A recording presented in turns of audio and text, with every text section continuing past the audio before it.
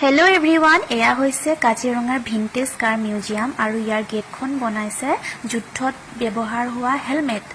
আৰু এয়া ইয়াৰ পৰিবেশ হয় মই অকমান পৰিবেশটো দেখুৱাই দিছো আৰু এতিয়া বলক আমি কাৰ মিউজিয়ামটো লৈ যাও বাইকখন দেখিছে কিমান পুৰণা আৰু এই গাড়ীবোৰো বহুত পুৰণা হয় আগতে এই মিউজিয়ামটো সোনাপুৰত আছিল এতিয়া কাজিৰঙালৈ নিয়া হ'ল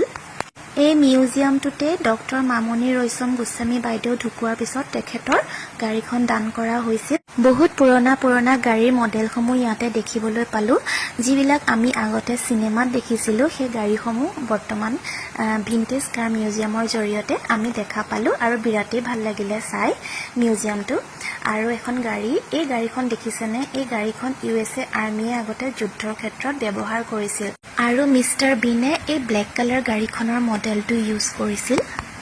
আৰু এইবিলাক চাওকচোন কিমান পুৰণা ডিজাইনৰ গাড়ী মডেলবোৰ সব ইয়াতে ৰখা হৈছে আপোনালোকেও কেতিয়াবা কাজিৰঙা গলে ভিন্টেজ কাৰ মিউজিয়ামত যাব পাৰে আৰু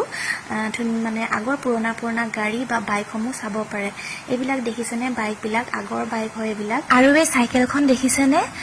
দ্বিতীয় বিশ্বযুদ্ধৰ সময়ত সৈনিকসকলে ইঠাইৰ পৰা সিঠাইলৈ যাবলৈ কান্ধত উঠাই নিবলৈ সাইকেলখন ব্যৱহাৰ কৰিছিল